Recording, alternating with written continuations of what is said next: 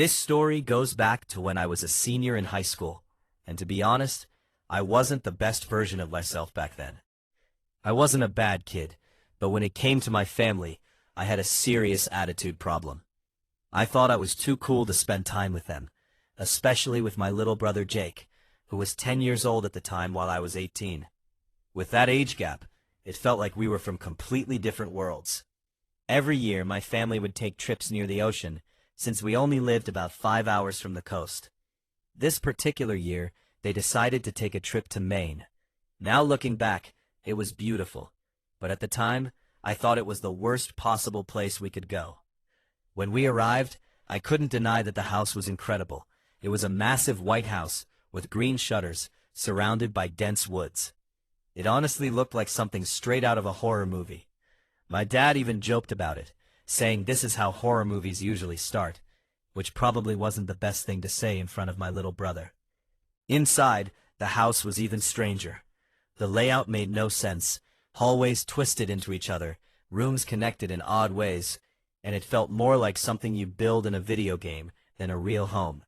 But the strangest part wasn't the layout.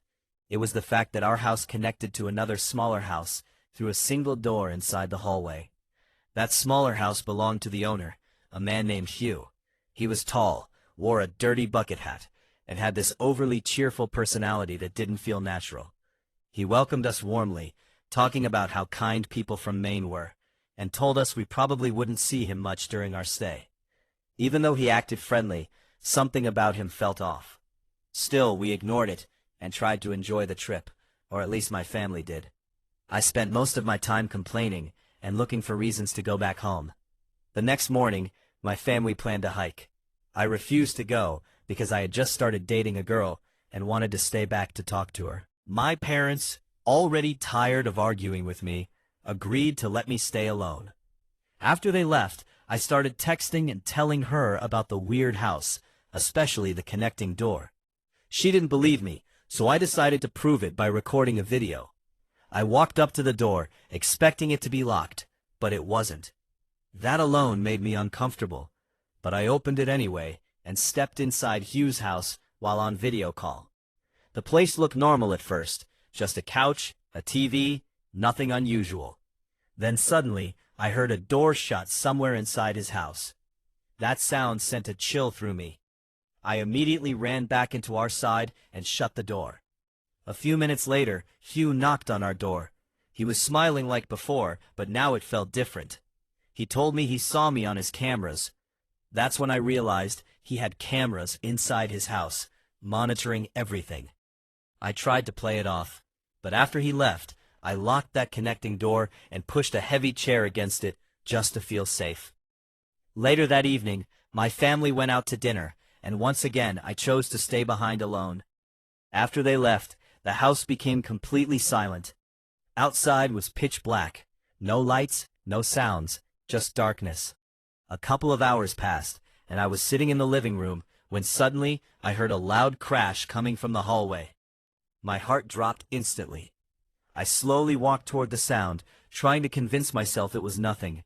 When I turned on the light, I saw the chair I had used to block the door knocked over on the ground. Right next to it was a backpack that definitely didn't belong to me. Panic took over. I ran to the porch, locked myself inside, and crouched under a table, trying to stay quiet. That's when I heard it. Footsteps inside the house. Calm, slow footsteps, like someone was just casually walking around.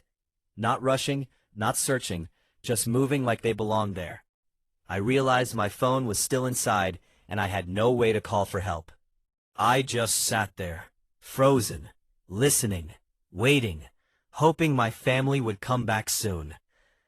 After what felt like forever, I finally saw headlights pulling into the driveway. I ran out immediately, yelling at my family to stay in the car. I was panicking so much that I could barely explain what was happening. Then Hugh showed up, and for the first time, he didn't look cheerful. He looked serious, almost scared. He pulled my dad aside and spoke to him privately. A moment later, my dad told all of us to get into the van immediately. We drove away as fast as possible without any explanation. We stopped at a grocery store parking lot a mile away, and that's when my dad finally told us what Hugh had seen. Hugh had checked his cameras after hearing the noise. At first, he saw nothing. Then he saw me turn on the hallway light. And just seconds later, he saw a tall, bald man walk out of my bedroom.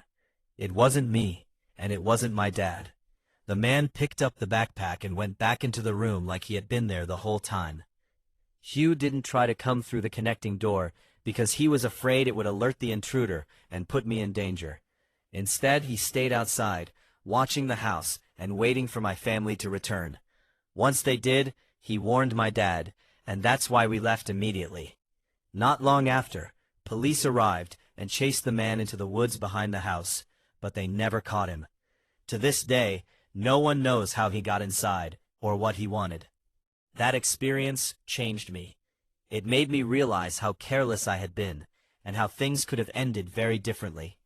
But what scares me the most isn't what happened, it's what could have happened. The idea that someone was in that house, hiding, watching, waiting, and I had no idea until it was almost too late. Even now, years later, I still think about that night. I still wonder how long he had been there before I noticed. And sometimes I can't help but think that the scariest things in life aren't ghosts or monsters. They're real people, hiding in plain sight.